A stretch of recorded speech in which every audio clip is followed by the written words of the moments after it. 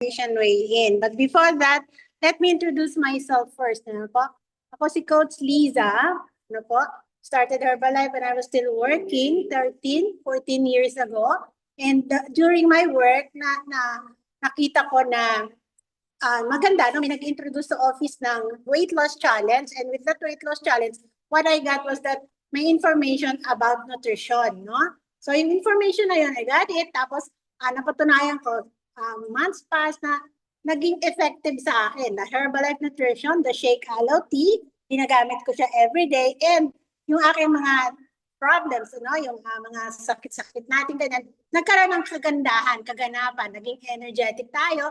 And at age 67 now, I don't have any medication at all. And that is because of the Herbalife Nutrition I'm getting every day. Ano po?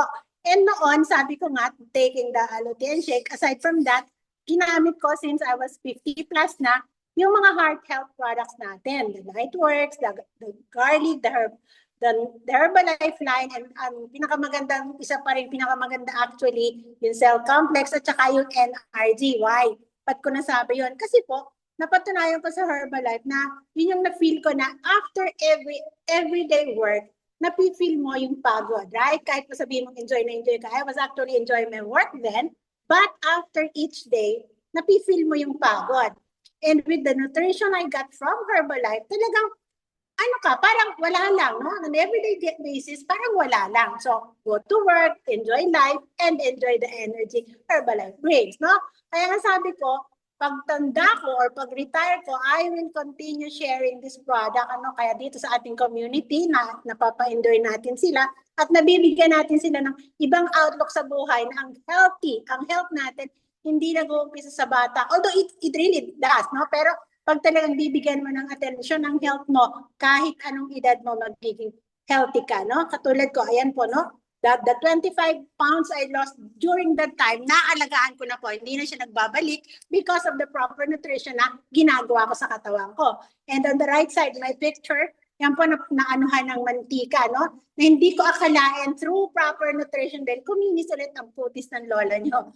Ayan, ano po, kaya sabi ko nga, maganda, meron dito pa sa Herbalife, meron tayong spiritual learning every Saturday with Mother Arlene, no? Kaya saan ka pa? Makinig lang dito every day and matututo tayo everything na we need for our life. Okay? Ayan. So much for that. Next po, ang ating topic naman. Ayan, sandali po. Topic today is about the losing weight fast and 11 dietitian. Ang tanong kasi dito natin, yung losing weight kasi, ano ba yung kailangan mong lose in a month? Ano bang program mo? So, kailangan may program ka doon, no? And ang mga dietitians natin, talagang meron silang questions na it is important to remember na yun daw paglulose ng weight naturally and safely takes time and commitment. So, hindi ka lang sabihin mo na maglulose ako ng weight. Hindi gano'n, no? So, kailangan may program. So, yung mga natin, nagbibigay sila ng program na po, ng tulong. A lot of people kasi struggle when it comes to making healthy choices, controlling portions, and sticking to a plan. No? Ayan. So next slide naman po, meron tayong katanungan. Sabi niya, how can one lose weight permanently? No? Kasi nga, ang ano niya is, what is the best way ba to lose weight and keep it off ourselves? No? Kaya nga, ang ano natin, ang Herbalife Global Nutrition Philosophy recommends a balanced approach for reaching and maintaining a healthy weight and living an active lifestyle. Ano po? But we know sometimes, gusto mo talagang mag-kickstart, gusto mo agad mag-slim down. Ang tanong ay, anong gagawin ko ba? No? So, meron tayo ng 11 dietitians na magbibigay sa atin ng tulong, no? Ng tips na para, kumbaga, umpisahan natin and mapanatili natin wala yung weight natin for the rest of our life or hanggat kaya natin, pa-maintain natin. No? Yan. At the next slide naman po, the tip number 1, ayan, learn how to read food labels. Ano po? Sige. Yung learning how to read food labels naman po, knowing exactly, no? What you eat and drink is important kung kayo po'y nag-watch talaga ng inyong weight. Kung talagang gusto mo, kailangan meron kang may force ka sa utak mo, sa katawan mo, no? And learning how to read food labels also help na kasi nagbibigay siya ng information on calories, nutrient contents, and also serving sizes, no? Nakakatulong din po yan ng portion control na natutulungan kayo to make healthier food choices. And tip number 1 was given to us by Miss Charlotte Locke, a member ng Dietetic Advisory Board ng Singapore. Yan. Number 2 naman po, from our Dietitian Advisory Board member from Costa Rica, si Ana Cristina Gutierrez, ang sabi niya, losing weight isn't the only goal, no? Prioritize eating healthy. Don't just focus on weight loss kasi kailangan natin yung healthy diet. Bakit? People should not focus kasi only on body weight. No po? They should focus on weight. Kasi naglulus ka nga ng body weight, hindi ka naman healthy. It's useless. Bakit? Magkakasakit ka, mamamayat ka, you don't feel well. No po? So eating healthy and having an active lifestyle, yun yung best way para makuha natin yung gusto nating composition ng body natin, no? Tapos yung focus natin sa pagkain ng healthy, balanced diet, and working out to build or maintain yung muscle mass natin. And keeping this healthy lifestyle for the rest of your life. Para hindi ka, yung focus natin kailangan talagang na-handle para magkaroon ka ng, eto siya. Na, okay. Number 3 naman po, yan, next slide po. Sabi niya, avoid fad diets and follow healthy balance plan that works for you. Dito naman po, sana don't fall victim to fad diets or social influence.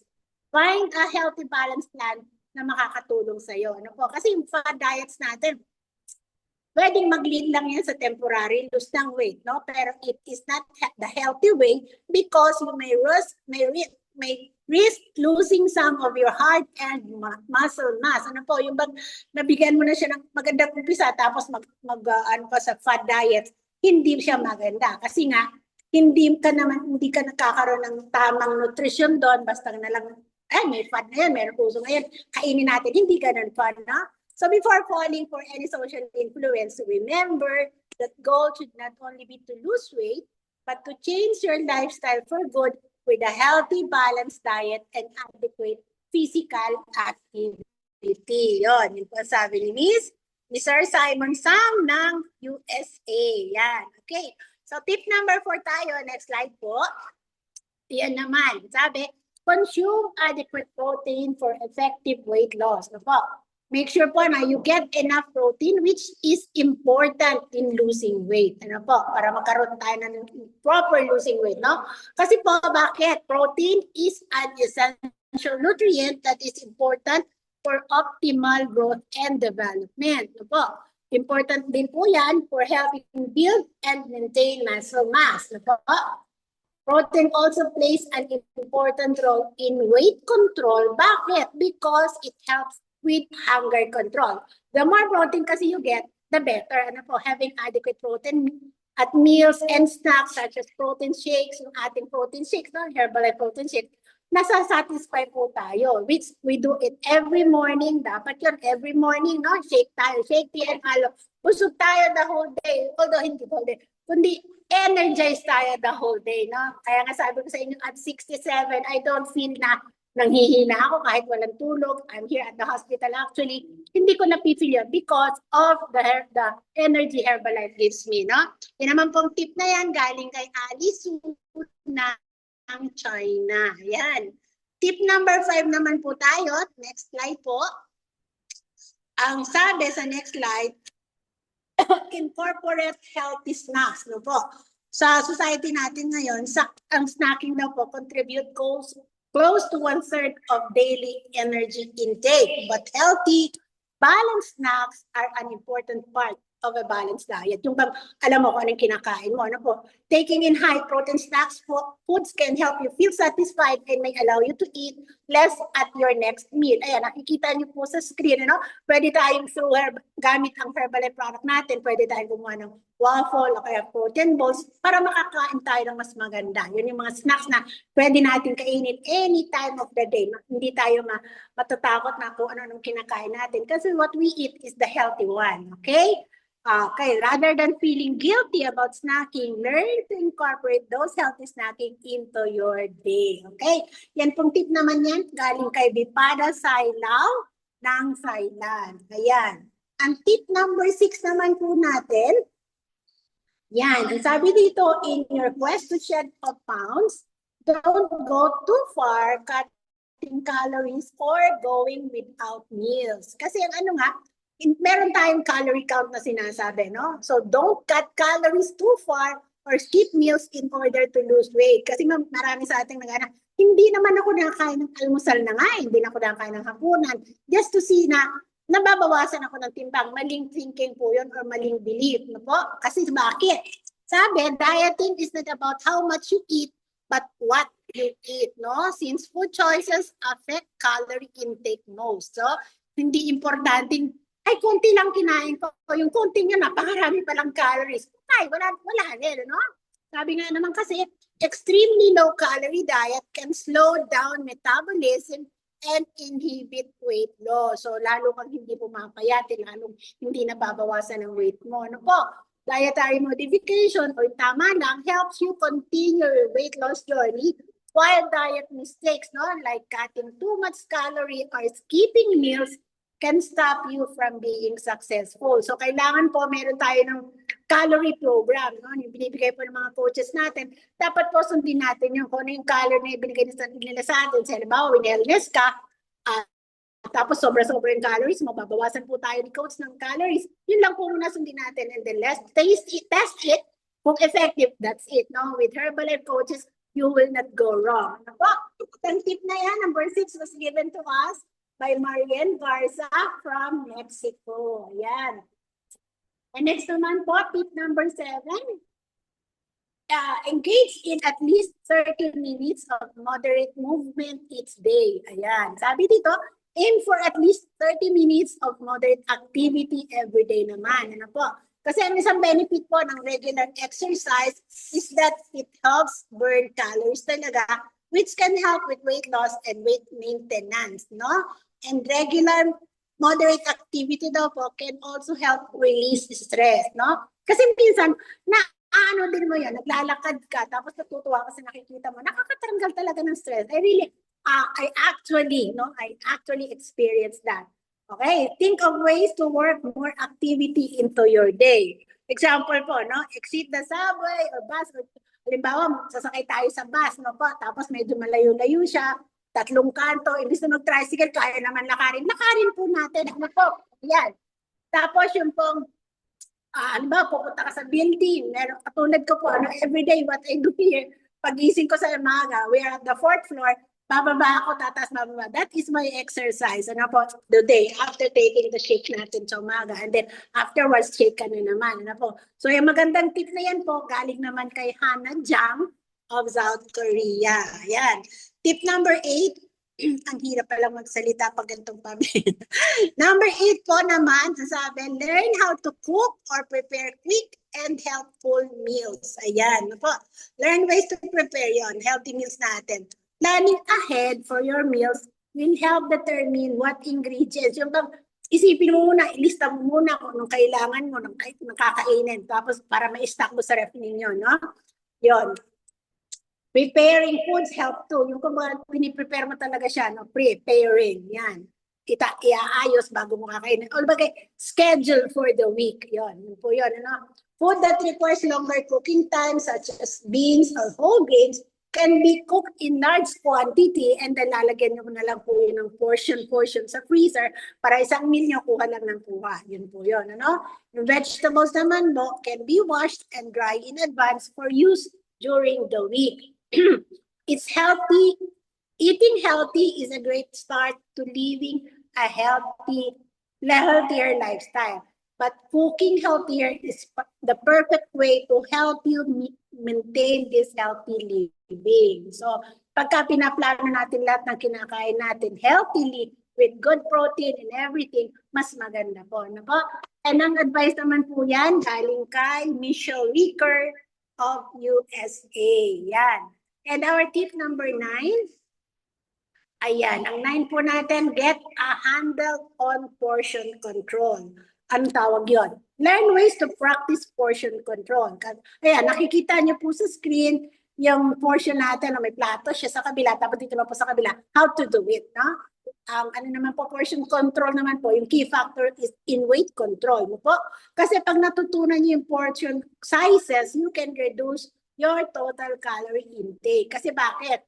Halimbawa po, may kinain kayong ganito, no? Tapos hindi nyo alam, napaparami na pala. Whereas, kung nagkakaroon ka ng portion control in eating, nagkakaroon ka ng control what to eat. Ano po? Yan. Try using smaller plates, glasses, utensils, and serving spoon. Ano po? And it also helps to always put your portion on a plate bowl rather than eating directly from the package, which can lead to overeating. Minsan ginagawa natin, ano, kahit pa sabihin mo, ikaw lang yung kakain, marami pala. So might as well, ilagay niyo po sa plato na ito lang yung dapat kong kakainin. Okay? Yan. Yung magandang tip na po yan, galing naman kay Clara Lucia Valderrama ng Colombia. Okay. Ang tip number 10 naman po, ang sabi dito, make a point to set and celebrate milestone as you lose weight. Ayan. Meron tayong dapat yung weight loss journey natin, magkakaroon tayo ng, sabihin natin na, prize. Ano po, kumbaga, pampaganda ng feeling mo. Kasi bakit? Celebrating every milestone is important to your weight loss effort because it keeps you looking at how far you've come, not how far you have to go. No? Kumbaga, na ano natin, uy, nakalose na ako ng 1 pound. Be happy. Kasi through that, magkakaroon ka ng initiative or courage to follow through or to continue, yan. What I mean is continue the weight loss journey mo. Kasi bakit? Napagtagumpayan mo yung isang step na kailangan mo mag-lose weight. So, ano pa? No? Okay. When it comes to weight loss kasi, a slow and steady pace always seems to win the race. But that pace can feel frustrating at times. Bakit? Kasi nga po, minsan, nagkakaroon ka ng cheat. Ay, mali pala yung cheating ko, no?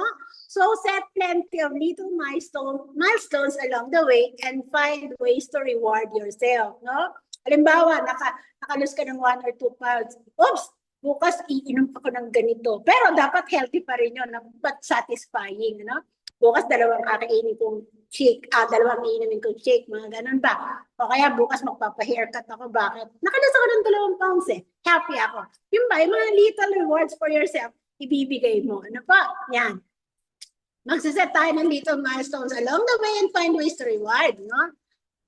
Yeah, remember, you deserve it after all your hard work. Ayan, ang tip naman na yan po galing kay Araya Novitasari of Indonesia. Yan. So next slide po, yung tip 11 natin, which is the bonus tip. Ang sabi dyan, best tip on weight loss, prioritize your plan. Personalize. Yun po yung ibig sabihin nun, personalize your plan. Bakit? The best weight loss plan is one that takes into account your lifestyle, your usual eating patterns, your like and dislikes. In other words, it's uniquely yours. Kayo yung nasusunod kung ano yung gusto nyo bang gawin, but following the healthy program. Na po? Kasi kayo yun eh. Kayo yung gagawa sa katawan nyo, kayo yung mag-follow ng gusto nyong program. Ano bang gusto kong program? Lose weight, gain weight, or just be healthy as I am. Ano? So it may take some time to figure out what works for you, but it's important because the healthy behaviors you adopt now to lose weight are the same ones that will help you keep that weight off. No? So kung ano yung nag-work sa inyo po, susundin nyo, yun ang mag-work talaga sa inyo. Like myself po, no? Minsan talaga hindi natin naiwasan ng cheating.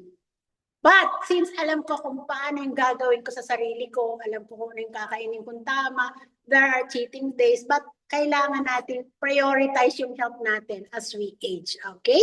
The point there is, there are plenty of paths that lead to some the same endpoint.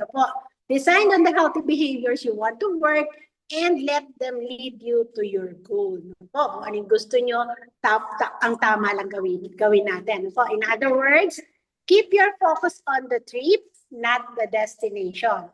Kung ano yung gusto mo, kung ano yung dapat, hindi kung ano yung gusto mo lang. Ano pa?